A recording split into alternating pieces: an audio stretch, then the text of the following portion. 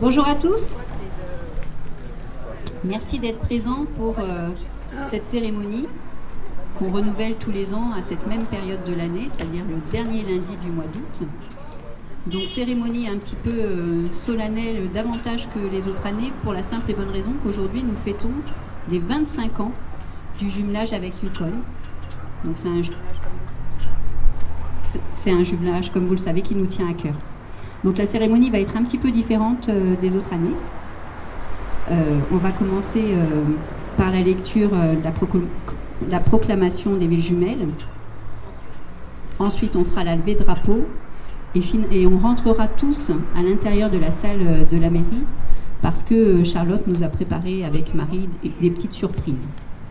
Voilà. Donc, proclamation de villes jumelles.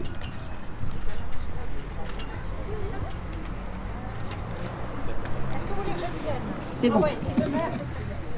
Attendu que, avec l'aide de l'association franco-yukonaise, une relation amicale et éducative s'est formée entre la ville de Lancieux en France et la ville de Whitehorse au Canada. Attendu que la ville de Lancieux et la ville de Whitehorse désirent établir de façon formelle une relation de villes jumelles. Attendu que les deux villes se souviennent fièrement d'un résident estimé, le poète Robert William Service. Attendu que les deux villes bénéficieront d'échanges culturels et éducatifs. Attendu que les deux villes sont désireuses de promouvoir et de stimuler l'amitié internationale entre la France et le Canada.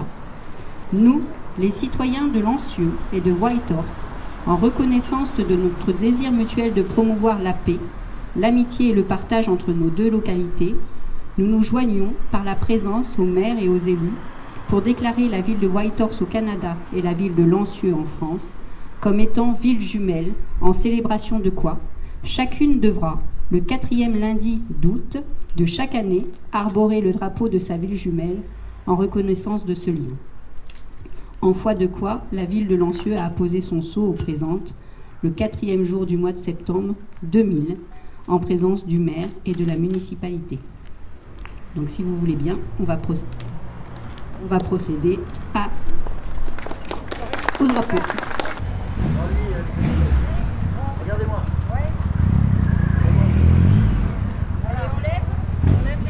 On lève les couleurs. Et alors essayez de faire du vent, hein, parce qu'on n'a jamais de vent. Là, il y en a un.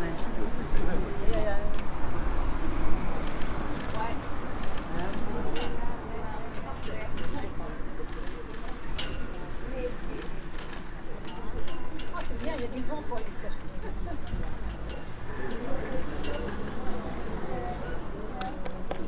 Ouais.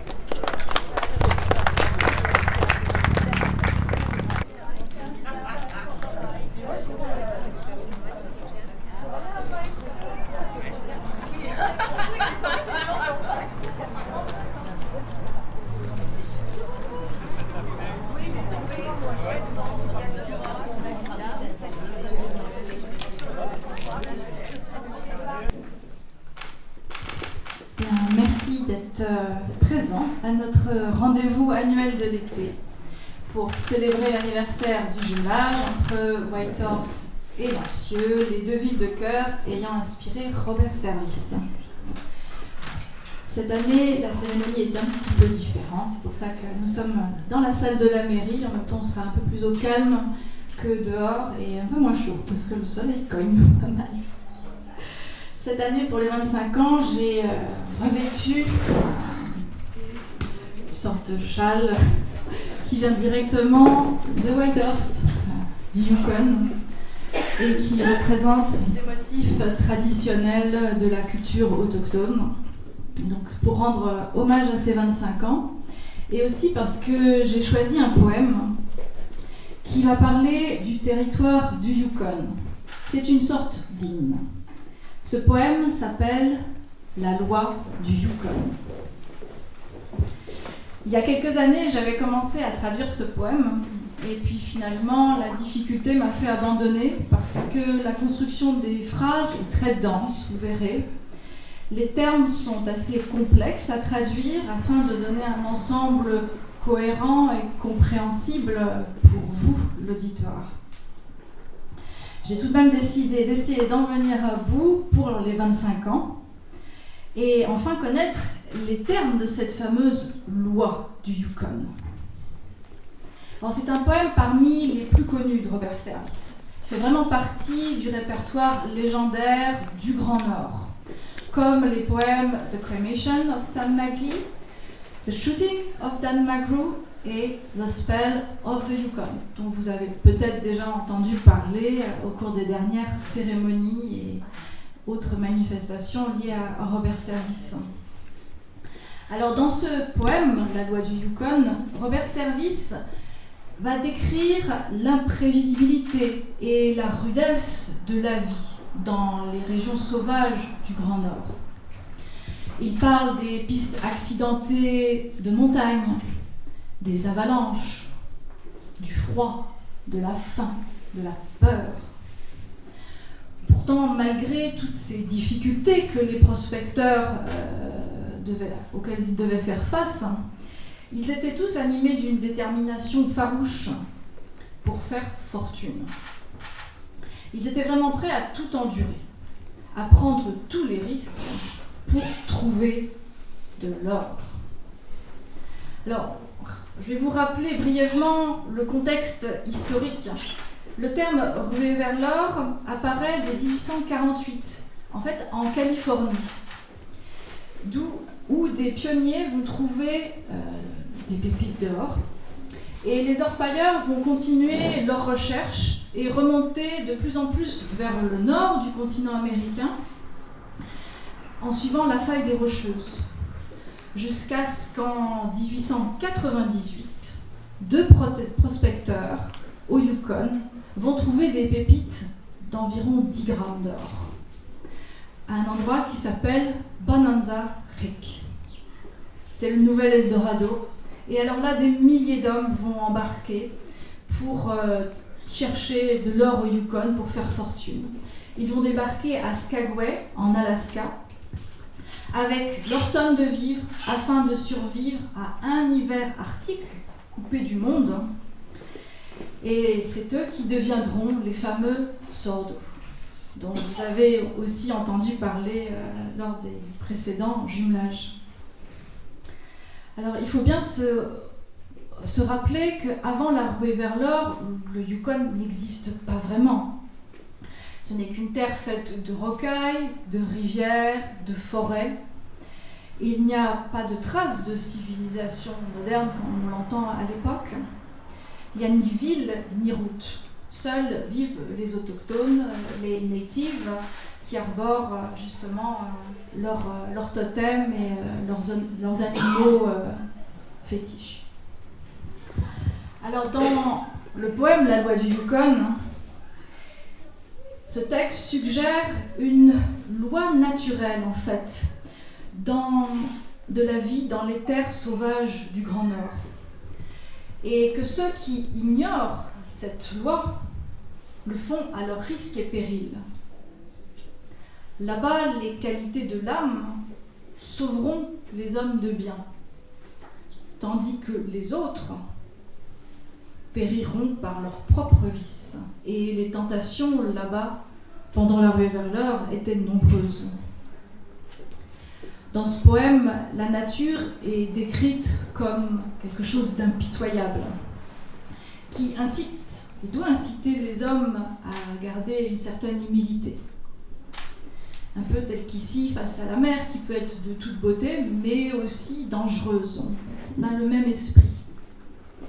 Et ce poème vraiment capture cet esprit d'aventure des pionniers, mais aussi leur individualisme acharné, parce qu'ils voulaient trouver de l'or et c'était chacun pour soi. Et dans ce poème, il y a cette phrase qui est scandée que seuls les plus forts survivront. Alors certes, c'est un poème qui, vous allez voir, parle du dépassement de soi, mais c'est aussi, j'ai trouvé, une satire sur la vénalité de certains hommes, de leur mépris de la nature, qu'ils saccagent, qu'ils exploitent, qu'ils pillent pour faire leur propre fortune sans la faire prospérer, sans vision d'avenir.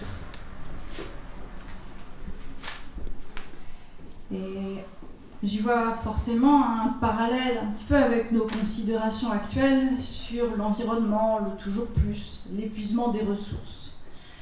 Comme l'or a disparu et la ruée vers l'or n'a été que très brève en fait. Les prospecteurs ont trouvé pendant 2-3 ans de l'or et puis ça s'est tari. Alors qu'aujourd'hui il y a toujours une des exploitations minières mais avec des moyens bien plus industrialisés et modernes que les chercheurs d'or, faisant leur paillage dans les rivières, tamisant. Alors dans ce long poème narratif que je vais vous relire, qui s'appelle Ballade en fait, vous verrez que Robert Service met souvent en opposition des termes. Il va nous parler de la richesse du Yukon, mais aussi de sa cruauté. Il va décrire la quiétude des paysages inexplorés et mettre en opposition le brouhaha des saloons bondés. Il va mettre en opposition les courageux et les lâches. Vous pourrez remarquer également que le vocabulaire est très imagé.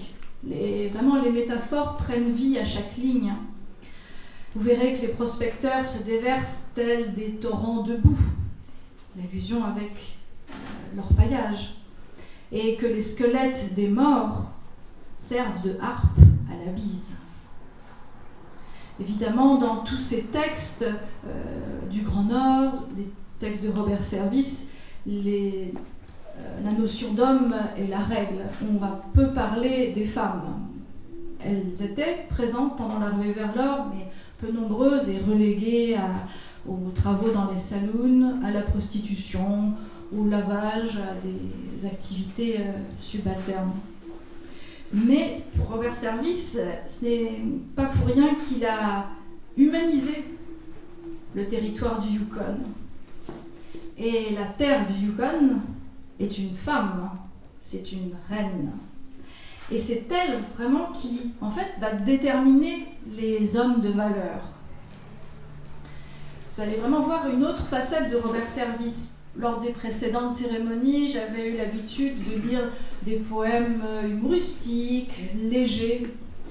Ici, c'est vraiment l'auteur du Grand Nord, assez cru, violent, que l'on retrouve. On y parle, vous verrez, des débauchés, des damnés. Mais il ne faut pas oublier que ce sont justement ces poèmes âpres, empreints de réalisme, qui ont forgé son succès populaire. C'est ça qui a plu en 1907. Ce sont ces textes-là qui ont eu énormément de succès, et bien au-delà des frontières du Yukon et du Canada. Je vais vous lire la fameuse loi du Yukon. Maintenant que vous avez quelques clés pour pouvoir encore mieux apprécier le texte. Voici la loi du Yukon, formulée en ces termes. N'envoyez ni vos faibles, ni vos pleutres. Envoyez-moi vos hommes obstinés et robustes. Robustes dans la fureur sanglante de la lutte. Obstinés, car je les harcèlerai sans aucune pitié. Envoyez-moi des hommes aguerris au combat, des hommes qui ont le courage chevillé au corps, fougueux comme la panthère victorieuse, acharnés comme l'ours avant de s'avouer vaincu. Envoyez-moi des fils de pionniers, forgés dans la fournaise des hauts fourneaux. Voici la loi du Yukon, formulée en ces termes, que seuls les forts prospéreront, qu'indubitablement les lâches périront, mais que seuls les meilleurs survivront.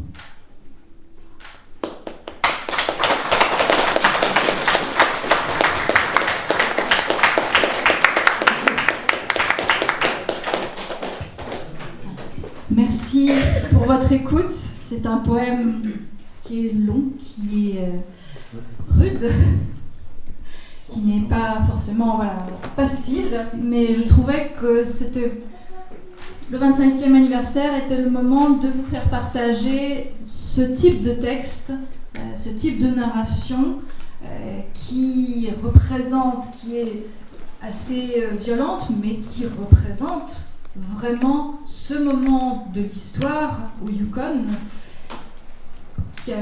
qui était chargé de drames, de meurtres, de beaucoup de compromissions et qui a révélé certainement beaucoup de bien chez certains hommes, mais aussi beaucoup de travers.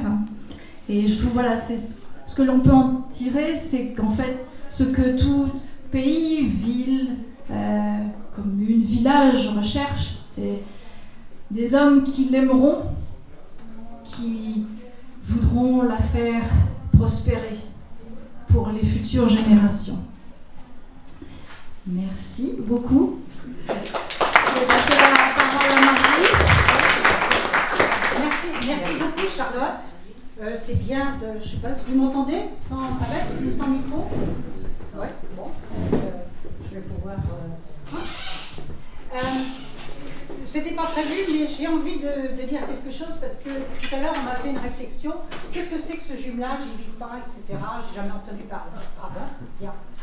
Alors, finalement, on fête aujourd'hui les 25 ans, mais finalement il a plutôt 35 ans. Parce que j'ai connu, entre guillemets, Robert Service, le jour où ta famille, Charlotte, a mis une plaque sur l'office de tourisme. J'étais là tout à fait par hasard. Je suis passée tout à fait par hasard. Alors, le lendemain, je suis allée voir la présidente de l'office de tourisme qui s'appelait Marie Dagorn, et je suis allée lui dire « Oh là là, il faut faire un jumelage avec le Yukon. » Pensez donc, c'est loin, il fait moins 50, etc. Bon, ben, j'ai dit « C'est pas grave, c'est pas si loin que ça, les gens vont en Californie, regardez, ils tirent un trait, c'est la même chose, de Californie au Yukon, c'est pareil. » Ouais, bon, là, bon, j'ai insisté, puis elle m'a dit, pour se débarrasser de moi, bah, faites donc un brouillon, puis on verra. Je suis arrivée le lendemain avec mon brouillon. Et puis, le brouillon, elle m'a dit, bah oui, bah, envoyez-le. Donc, je l'ai envoyé à la bibliothèque de Dawson, parce que Dawson, c'était plus une petite ville comme Lancieux, excusez-moi, pour la petite ville, mais voilà. Alors, bon, et là-bas, ils se regroupent souvent, parce que comme disait Marie Dagorn, il y avait moins 50 de temps en temps, donc ils se regroupaient. Et un jour, il y a un député, Larry Bagnall, qui a lancé dans un de ses discours, est-ce que quelqu'un a des contacts avec l'Angleterre, avec l'Écosse, ou avec la France, où Robert Service a vécu? Puis il y a quelqu'un qui a dit, oh, il y a quelque temps, j'ai reçu une lettre de France, je ne sais plus très bien où elle est. Donc Larry lui a dit, vous la trouvez? Et puis, un jour, on a eu la visite de Larry Bagnall. Bon. Et puis, quand je l'ai raccompagné à la gare à Saint-Malo, sur le quai, il me dit, ça vous intéresserait de correspondre avec un prof de français? Je dis, un prof de français? Non, je préfère un prof d'anglais. Alors, il m'a dit, bah, j'en connais pas. Bon, bah, j'ai écouté à défaut, ça fera l'affaire. Hein. Et pour certains, c'est Yann Herry. Alors là, il commence déjà à geler. Elle est... Happy birthday to you. Tiens, mets-le là.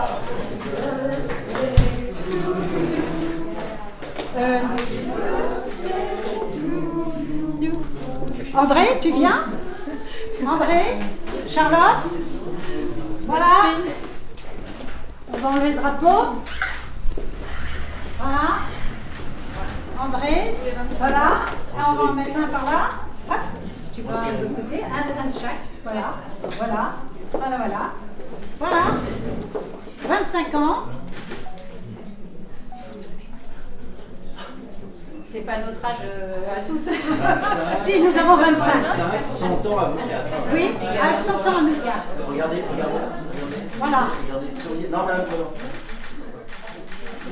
c'est bon, merci.